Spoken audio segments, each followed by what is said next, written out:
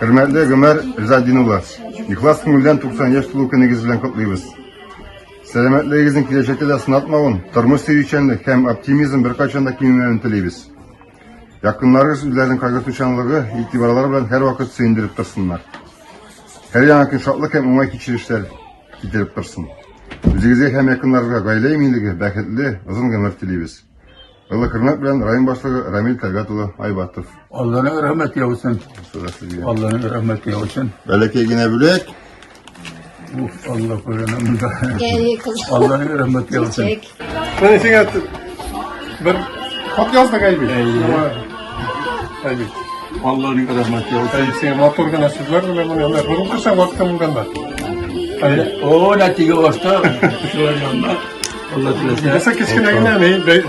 Etini frontga olganda ul 41 yılını bulgandır ul yukarı tüven karamaların berketi arasında asfalttan tüvene bir çukursu urun var ya.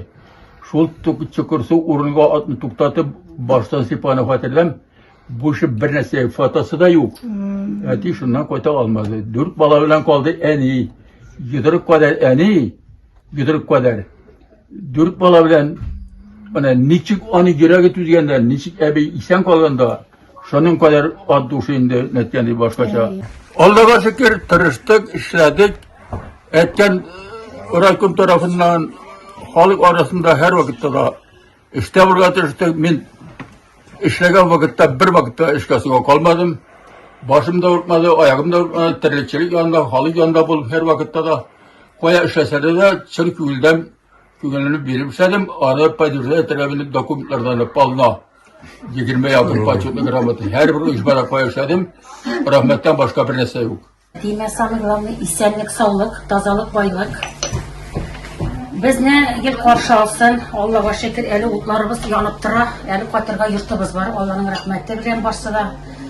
Gel buluşup Allah'ın men çik rahmetlerde, rahatlerde, iyilikte, izgilikte ettiğimiz yaşasın. Süz bilen. Ettiğimiz bir kaçanda bizge kinamadan. O bir gene eteydi. Bir gene eteydi, süz bilen eteydi. Biz anlatan uzun mıydı?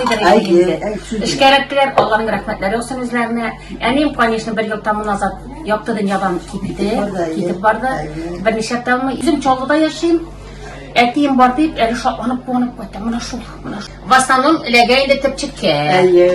Biz kilip güle kitemiz. Biz kilebizde kitemiz. Koytabız uçuklap karayımız. Etini taşlamayız. Onlar bizni üstürgenler.